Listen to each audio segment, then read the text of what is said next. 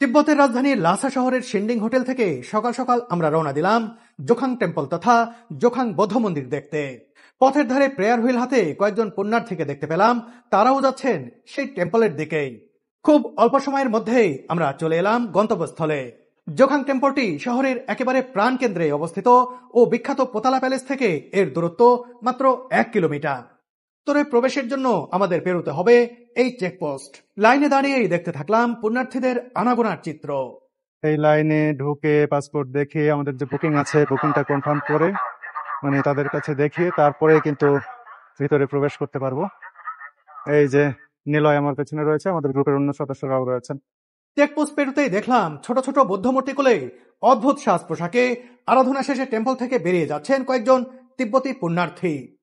এখানে আসার জন্য আগে থেকেই আপনাদের টিকিট বুকিং দিতে হবে। আজকে আমরা এসেছি, গতকাল উইচ্যাটের মাধ্যমে বুকিং দিয়েছি। এরপর কিন্তু সেই বুকিংটি দেখেই ভিতরে প্রবেশ করতে হলো। আমাদের পাসপোর্টটা যখনই বুকিং দিই তখন কিন্তু পাসপোর্ট নাম্বার সেখানে দিতে হয়, আর এখানে পাসপোর্ট নাম্বার দিলেই তারা বুঝতে পারেন যে আমাদের বুকিং আছে কিনা। এছাড়া একটা কিউআর কোড থাকে, যেটি স্ক্যান করলেও তারা বুঝতে পারেন। 1300 বছরের পুরনো বৌদ্ধ মন্দিরটির সামনের চত্বরে এই মুহূর্তে পুণ্যার্থীদের ভিড়। অনেকেই প্রেয়ার হুইল বা প্রার্থনা চক্র হাতে নিয়ে আনমনে প্রদক্ষিণ করছেন মন্দিরটি। এই প্রদক্ষিণ করাকে কোরা বলা হয়। তিব্বতে কৈলাস কোরা হলো সবচেয়ে গুরুত্বপূর্ণ একটি কর্ম হিন্দু ও বৌদ্ধ ধর্মাবলম্বীদের কাছে, কিন্তু বৌদ্ধদের কাছে এই মন্দিরটিও মর্যাদাপূর্ণ বলেই এটিও প্রদক্ষিণ করে থাকেন তারা। তিব্বতী বৌদ্ধদের অনেকেই এভাবে শুয়ে পড়ে মাথা নুয়ে কোরা বা প্রদক্ষিণ করে। এই ব্যতিক্রমী রীতির উপাসনা বা প্রস্ট্রেশনকে বলা হয় কৌটো। এই কৌটো করা বেশ কষ্টসাধ্য ও সময় সাপেক্ষ। এখানে দু একজন কৌটো করে প্রদক্ষিণ করলেও অধিকাংশ নির্দিষ্ট জায়গায় অবস্থান করে নিমগ্ন চিত্তে চালিয়ে যাচ্ছেন প্রস্ট্রেশন। এমন বিচিত্র রীতির আরাধনা তিব্বত ছাড়া আর কোনো দেশে আদৌ দেখা যায় কিনা আমি জানি না। জোখাং মন্দিরটি তিব্বতের সবচেয়ে গুরুত্বপূর্ণ ধর্মীয় স্থানগুলোর মধ্যে একটি, কারণ শাক্যমুনি বুদ্ধ যখন বেঁচে ছিলেন ঠিক সেই সময়ের মূর্তি রয়েছে এর ভেতরে। 2500 বছরেরও বেশি পুরনো সেই মূর্তিটি বুদ্ধ নিজেই পবিত্রকরণ করেছিলেন। তিব্বতের 33তম রাজা সংসেন গাম্পু 647 খ্রিস্টাব্দের দিকে এই মন্দিরটি নির্মাণ করেছিলেন। প্রতিবেশী দেশগুলোর সাথে মিত্রতা রক্ষার জন্য চীনা রাজকুমারী ওয়েনচেং এবং নেপালের রাজকুমারী ভ্রিকুটিকে বিয়ে করেছিলেন গাম্পু। বিয়ের পর তারা দুজনেই পবিত্র মূর্তি ও পবিত্র কিছু বস্তু সঙ্গে করে তিব্বতে পৌঁছেছিলেন। নেপালি স্ত্রী ভিকুতি সঙ্গে এনেছিলেন সেই 2500 বছরের পুরনো বুদ্ধ মূর্তিটি। এই মূর্তিটি সম্মানজনক জায়গায় রাখার জন্যই মূলত সংসেন গাম্পু শুরু করেন এই জোখাং টেম্পলের নির্মাণ কাজ। যেহেতু মূর্তিটি তার নেপালি স্ত্রী এনেছিলেন, তাই মন্দিরটি নেপালের দিকে মুখ করে তৈরি করা হয়। এবার আমরা প্রবেশ করতে চাই জোখাং টেম্পলের ভিতরে। আবারও একটি লাইনে দাঁড়াতে হয়েছে আমাদের আরো ভেতরে প্রবেশের জন্য। আমরা তো জোখাং প্যালেস কম্পাউন্ডের মধ্যে ঢুকেছি আমাদের যে বুকিং দেওয়া ছিল সেই পারমিট দেখিয়ে। এরপরে আরেকটি লাইন ধরে আরো ভিতরে প্রবেশ করতে হবে, অর্থাৎ মন্দিরের মূল একেবারে জায়গায় যেতে হলে আরো একটি চেক পয়েন্ট পার হতে হবে আমাদের। কালচার দেখে, তাদের ধর্মীয় কালচার দেখে, সামাজিক রীতিনীতি সবকিছুই গোটা দুনিয়া থেকে একেবারেই আলাদা। দেখুন, এভাবে যে প্রার্থনা হতে পারে, এভাবেও যে তারা প্রার্থনা করেন, এটি আসলেই নতুন আমার কাছে। এবার চলে এলাম মন্দিরের কেন্দ্রস্থলে অবস্থিত আঙিনায়। অবশেষে জোখাং টেম্পলের একেবারে মূল চত্বরে চলে এসেছি।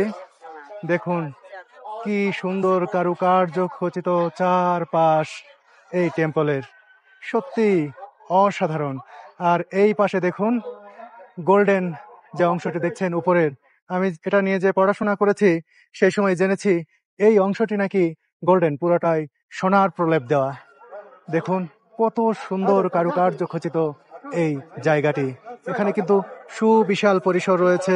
পর্যটকরা, দর্শনার্থীরা যারা এসেছেন তারা এখানে দাঁড়িয়ে চারপাশটা আগে দেখে নিচ্ছেন, তারপরে কিন্তু আরো অভ্যন্তরে তারা প্রবেশ করবেন। দেখুন এখানে ছবি তুলছেন অনেকেই, আর ছবি তুলবেন নাই বা কেন, দেখুন কত সুন্দর এই জায়গাটি। দোতলার এই কক্ষটি নজর কাড়ে সহজেই।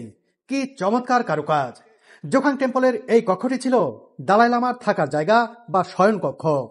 সবকিছু দেখে তো অবিশ্বাস্য। আর এটা তো তিব্বতের অন্যতম হোলিয়েস্ট একটা টেম্পল, আর এখানকার সবথেকে হোলি সম্ভবত। আর আমাদের গাইড দাদা যে ইতিহাস বর্ণনা করতেছেন সেটা শুনে তো আমি বিমোহিত। আর সব থেকে বড় কথা হচ্ছে যে শহরের প্রাণ কেন্দ্রে এরকম একটা মন্দিরে ঢুকতে আমাদের বিশাল বড় একটা লাইন কিন্তু পাড়ি দিতে হয়েছে, এবং পুরো পৃথিবী থেকে এত পরিমাণ টুরিস্ট আসছে যে এখানে আসলে ঢুকতে আমাদের একটা বিশাল সময় লেগে গেছে। কারণ আর এতে বোঝা যাচ্ছে মন্দিরের গুরুত্ব কতটুকু, বা এই এই এই জোখাং টেম্পলের ইম্পর্টেন্সটা বা সিগনিফিকেন্সটা কতটুকু।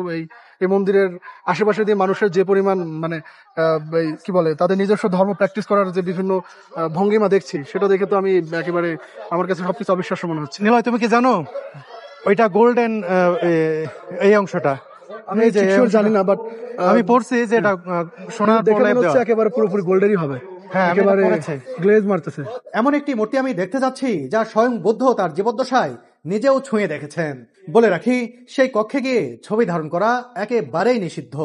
এই জখাং টেম্পলের ভেতরের যে বুদ্ধ মূর্তি সহ আরো যে অজস্র মূর্তি রয়েছে, সেগুলো দেখে আসলে হতবাক হতেই হয়।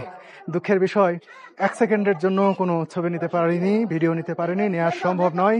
সেখানে শত শত ক্যামেরার অনেক নিরাপত্তারক্ষী কোনোভাবেই আপনাকে ক্যামেরা তাক করতে দেবে না। প্রতি মুহূর্তে আপনাকে মনে করিয়ে দেবে এখানে ছবি তোলা যাবে না, ছবি তোলা যায় না। ভেতরে তো ঢুকলা, দেখলা, কেমন লাগলো?